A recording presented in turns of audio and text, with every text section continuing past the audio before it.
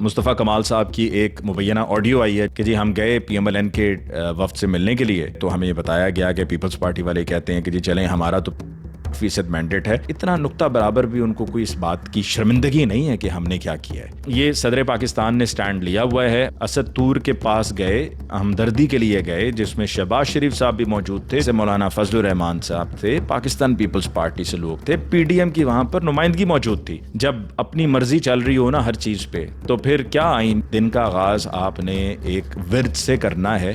Madam madam madam madam madam madam ये देखें, madam वो देखें, मैडम मैंने ये किया, मैडम वो देखें, वो फलां ये कर रहा था, मैंने उसे रोक दिया।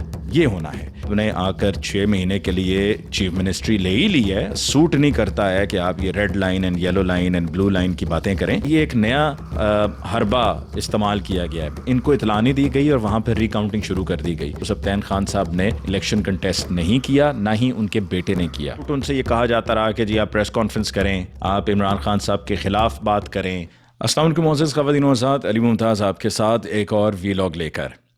आज के इस वीलॉग में हम आगाज़ करेंगे सब्तैन खान की बात करते हुए।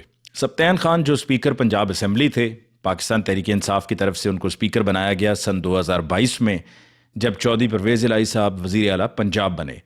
फिर चूंकि असेंबलियों को तहलील कर दिया गया, पंजाब असेंबली को और KPK की असेंबली को, लेकिन आइनी एतबार से चाहे वो कौमी असेंबली का स्पीकर हो या किसी भी सूबाई असेंबली का स्पीकर हो, वो अपने ओहदे पर फाइज रहता है कि जब तक अगली असेंबली नहीं आ जाती और नया स्पीकर चुना नहीं जाता, इंतखाब नहीं हो जाता। तो लिहाजा सब्तैन खान साहब ने बतौर स्पीकर पहला इजलास कंडक्ट किया पंजाब असेंबली का, और जितने भी MPs वहाँ पर मौजूद थे, मैं कहने लगा था इलेक्ट होकर जो आए हैं, कुछ इलेक्ट होकर आए हैं, कुछ सिलेक्ट होकर आए हैं। तो लिहाजा मैं ये कहूँ तो ज़्यादा बेहतर होगा कि जो वहाँ पर MPs मौजूद थे उनका ओथ लिया। ओथ लेने के बाद स्पीकर का जब मरहला आया तो उनकी तरफ से ये कहा गया कि जी ये स्पीकर के इलेक्शन को, वोटिंग को वो डिले नहीं कर सकते, उनके पास कोई जवाज़ नहीं है। जबकि आप जानते हैं कि इस्लामाबाद में कौमी असेंबली के पहले सेशन को लेकर सदर पाकिस्तान आरिफ अलवी साहब ने जो उनको समरी भिजवाई गई थी उस पर दस्तखत करने से इनकार कर दिया था। अब सब्तैन खान साहब का मामला क्या है, ये तो मैं आपको पहले बता चुका था ना कि जी सब्तैन खान साहब पर दबाव है, प्रेशर है बहुत ज़्यादा। मैं अब आपको ये बताने लगा हूँ कि किस तरह का दबाव था और क्या कहकर उनको प्रेशराइज किया गया था। सबसे पहले जो इलेक्शंस का जब टाइम था और पेपर्स जमा करवाने थे और इलेक्शन कंटेस्ट करना था, तो सब्तैन खान साहब ने इलेक्शन कंटेस्ट नहीं किया, ना ही उनके बेटे ने किया। उसकी वजह ये थी कि थ्रू आउट उनसे ये कहा जाता रहा कि जी आप प्रेस कॉन्फ्रेंस करें, आप इमरान खान साहब के ख़िलाफ़ बात करें, आप उन पर इल्ज़ामात लगाएं, आप ये कहें कि इमरान खान साहब ज़िम्मेदार हैं जो भी मामलात पिछले साल 2023 में रहे उसके लिए, जिस तरह बाकी प्रेस कॉन्फ्रेंसेस हुई हैं। तो सब्तैन खान साहब ने इनकार कर दिया था। फिर आखिर में क्या हुआ कि उनका इलाका है पिपला, मियाँ वाली का इलाका है पिपला, वहाँ के ये रहने वाले हैं, वहाँ पर इनकी ज़मीनें हैं। तो इनकी ज़मीनों को लेकर कुछ नोटिसेस इनको भेजे गए थे और फिर उस पर इनको थ्रेटन किया गया था। और इस दफ़ा भी सूरत हाल ऐसी थी कि उनको बहुत ज़्यादा उन पर प्रेशर था, दबाव था, कि जिसकी वजह से वो फिर वोटिंग उनको कराना पड़ी। दूसरी तरफ आप ये भी बहुत अच्छी तरह से जानते हैं कि मैंने अब से पहले वीलॉग्स में आपको बताया था कि जो भी MNA और MPA पाकिस्तान तहरीक इंसाफ की हिमायत से मुंतखब हुए हैं, उनमें से बेशुमार से पहले साइन करवाए गए थे कुछ डिक्लेरेशंस, उनसे ओथ लिया गया था, उनसे बॉन्ड साइन करवाए गए थे कि जी अगर आप जीत जाएंगे तो जिस पॉलिटिकल पार्टी में आपसे कहा जाएगा आप उधर जाएंगे।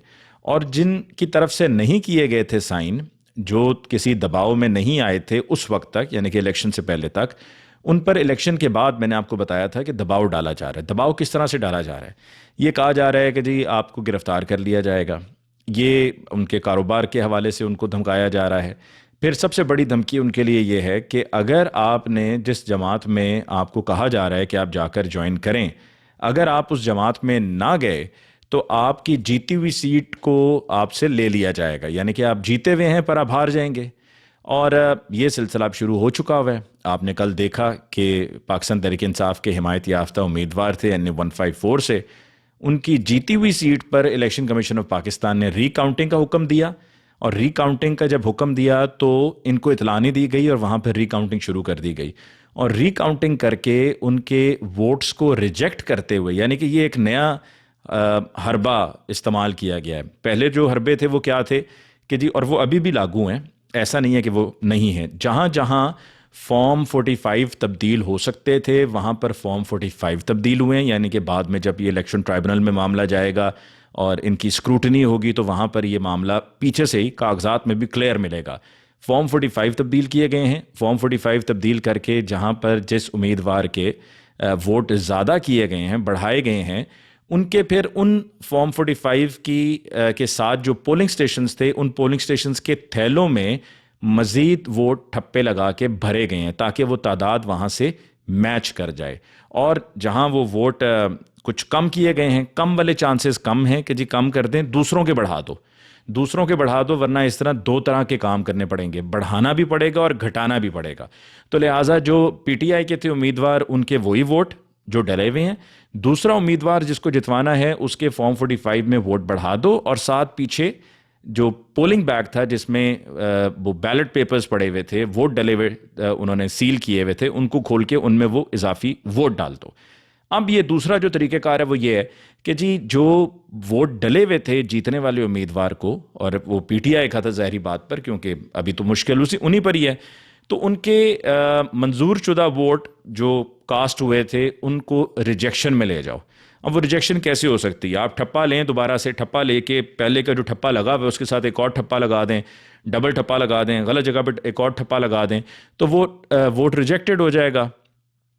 ये अब वो तरीक़ेकार इस्तेमाल किया जा रहा है, और इस तरह से पाकिस्तान तहरीक इंसाफ के वो उम्मीदवार जो जीत कर दूसरी तरफ नहीं जा रहे थे उनको इसकी सज़ा दी जा रही है। और ये सब किस लिए हो रहा है? इसलिए कि आगे सेनेट के इलेक्शंस हैं। सेनेट के इलेक्शंस में भी आपने नंबर्स पूरे करने हैं PMLN के, एक ये वजह है।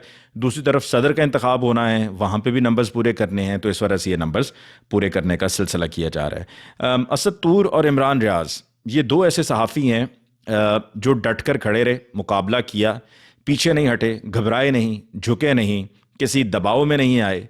और इंसान जिस तरह ज़िंदगी में एक फ़ैसला कर लेता है, एक तहिया कर लेता है कि जो होगी सो देखी जाएगी, अल्लाह के भरोसे आप अपने रब पर छोड़ देते हैं, तो इनकी तरफ से भी यही अप्रोच है कि जी गलत को मैंने गलत कहना है, जहाँ पर मुझे सही कोई चीज़ नज़र आएगी मैं उसको सही कह दूंगा, जो गलत होगी उसको गलत कहना ही कहना है, चाहे कुछ भी हो जाए। और इसी बात की सज़ा दी जा रही है असद तूर को और इमरान रियाज को। और सज़ा देने वाले वही हैं। जब असद तूर पे उनके अपार्टमेंट पे कुछ लोग आए थे, हमला उन्होंने किया था, तो आपने फिर उसके बाद देखा कि यही PDM के वो चेहरे जो अभी इक़्तिदार की बंदर बांट में मसरूफ़ हैं, उस वक्त असद तूर के घर गए थे, असद तूर के पास गए, हमदर्दी के लिए गए, जिसमें शहबाज शरीफ साहब भी मौजूद थे जो अब दोबारा वज़ीर आज़म बनने जा रहे हैं। इसी तरह से मौलाना फजलुर रहमान साहब थे, पाकिस्तान पीपल्स पार्टी से लोग थे, PDM की वहाँ पर नुमाइंदगी मौजूद थी। लेकिन वो दौर और था और ये दौर और है। जहाँ तक बात है कौमी असम्बली का इजलास बुलाने की, तो उसमें मेरे पास खबर यह है कि जी अभी तक राजा परवेज़ अशरफ साहब की तरफ से कोई असम्बली का इजलास नहीं बुलाया गया है। इंतज़ार किया जा रहा है कल का, यानी कि 28 तारीख का इंतज़ार किया जा रहा है कि अगर 28 तारीख तक समरी पर दस्तखत होकर सदर साहब की तरफ से कोई नोटिफिकेशन जारी नहीं होता, तो फिर 29 तारीख को बरोज़ जुमेरात असम्बली का इजलास बुलाया जाएगा आइन के आर्टिकल 91(2) के तहत। ये तय हुआ है, लेकिन अभी तक उस पर ऐसा कुछ नहीं है। ये मामला अभी भी खटाई में पड़ा हुआ है कि जी इजलास स्पीकर साहब बुला सकते हैं, नहीं बुला सकते। देखें, जब अपनी मर्जी चल रही हो ना हर चीज़ पे, तो फिर क्या आइन, क्योंकि अगर आप आइन की बात करें तो आइन ने तो ये भी कहा था ना कि पंजाब और KPK में आप 30 रोज़ 90 रोज़ में आप इंतखाबात कराएं। तो अगर आपने आइन की बात करनी है तो आइन तो आपको और भी बहुत कुछ बताता रहा है। आइन आपको बताता है फ्रीडम ऑफ एक्सप्रेशन का, आइन आपको कहता है कि हर पाकिस्तानी के जो हुकूक हैं उसको दिए जाएँ। अब जो हम देख रहे हैं होता हुआ आ रहा है पिछले 2 साल से, वहाँ पर कितनी बार आइन को पामाल किया गया। मतलब आप पंजाब और KPK के इलेक्शन एक तरफ रख दें, आप कौमी assembly, Sindh assembly, Balochistan assembly का ही देख लें मामला, कि जो अगस्त में तहलील हुई 2023 में, 90 रोज़ में इंतखाबात होने थे लेकिन नहीं करवाए गए और जाकर फिर 8 फरवरी को हुए। तो लिहाजा वहाँ पर ये सदर पाकिस्तान ने स्टैंड लिया हुआ है। और जहाँ हमजा शहबाज साहब से 2022 में राजा परवेज़ अशरफ साहब को कहकर उनसे हलफ यहाँ गवर्नर हाउस में लिया जा सकता है, तो यहाँ फिर राजा परवेज़ अशरफ साहब को इस्तेमाल करते हुए कौमी असम्बली का इजलास क्यों नहीं बुलाया जा सकता? बुला सकते हैं। इसी तरह से जी MKM पाकिस्तान का मुस्तफ़ा कमाल साहब की एक मुबैना ऑडियो आई है जिसमें वो ये बता रहे हैं कि जी हम गए पीएमएलएन के वफ़द से मिलने के लिए। और हम जब गए तो हमें ये बताया गया कि पीपल्स पार्टी वाले कहते हैं कि जी चलें हमारा तो 50-60% मैंडेट है, आपको तो सारा का सारा ही, यानी कि एमक्यूएम पाकिस्तान का सारा ही मैंडेट जाली है। और एमक्यूएम पाकिस्तान के मुस्तफ़ा कमाल साहब ये भी उस गुफ्तगू में जो ऑडियो टेप आई है उसमें ये कह रहे हैं कि जी पीपल्स पार्टी और पीएमएलएन तो ये शायद देख रही है और कह रही है कि हमारे आपस में ही नंबर्स पूरे हैं, तो एमक्यूएम पाकिस्तान की हमें क्या ज़रूरत है। लेकिन एक बात मैं आपको बता दूं, एमक्यूएम पाकिस्तान को जिस तरह से कराची शहर से 17 सीटें दी गई हैं, पाकिस्तान तहरीक इंसाफ की ये सीटें थीं, वहाँ पर भी एक पढ़े लिखे एक बड़े सनती शहर, हमारी मईशत की रीढ़ की हड्डी, और शहर में बाशऊर लोग रहते हैं, उनसे उनके डाले हुए वोट पर डाका मारा गया है। एमक्यूएम ने ये किया है, पहले भी एमक्यूएम माजी में करती आई है, अब की बार फिर किया है, और दबा कर किया है, टिका कर किया है। और इतना नुक्ता बराबर भी उनको कोई इस बात की शर्मिंदगी नहीं है कि हमने क्या किया है। मतलब उनके लिए ये है कि जो आज की सियासत है सो आज की सियासत है, कल की बात कल करेंगे। तो एमक्यूएम पाकिस्तान ने वो मैंडेट पे डाका मारा है, और जिस तरह से वो जीते हैं इसी तरह से उनको हुकूमत भी मिलेगी, इसी तरह से उनको वजारतें भी मिलेंगी।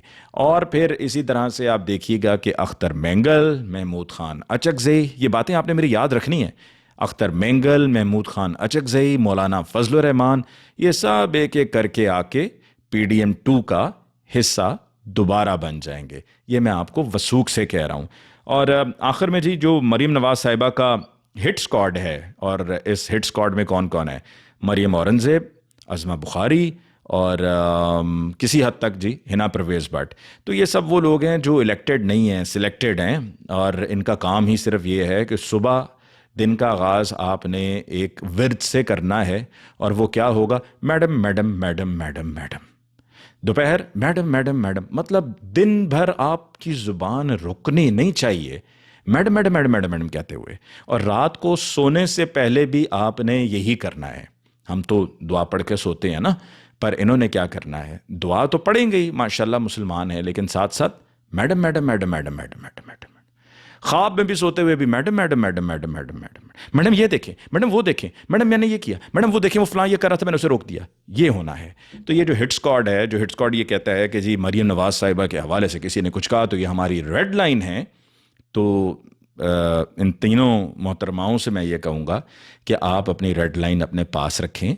आपको ये सूट नहीं करता है कि आप ये red line and yellow line and blue line की बातें करें, ऑरेंज लाइन की बातें करें। आपको सूट ये करता है कि आप डिलीवर करें। जो आपने आकर 6 महीने के लिए चीफ मिनिस्ट्री ले ही ली है, और साथ में आपको वजारतें भी मिलने वाली हैं। 16 लोगों को पहले शामिल किया जा रहा है पंजाब की कैबिनेट में, तो उनमें ये अज़मा बुखारी भी हैं, उसमें मरियम औरंगज़ेब तो सर फहरिस्त हैं, वो तो डिप्टी चीफ मिनिस्टर होंगी। मैडम के बाद नंबर 2 मैडम यही होंगी। तो आपके लिए बेहतर यही है कि आप ये 6 महीने हैं आपके पास, इन 6 महीनों में अगर आप कुछ कर सकते हैं, करके दिखा सकते हैं तो दिखा दें। अगर आप ये बदले और ये कि जी मेरी फ़लाँ मेरी हिट लिस्ट पे है तो फ़लाँ मेरी हिट लिस्ट पे, अगर आप यही बातें करते रहेंगे तो फिर आपको आपसे होना कुछ नहीं, कख नहीं, और आपको मिलना भी कख नहीं है।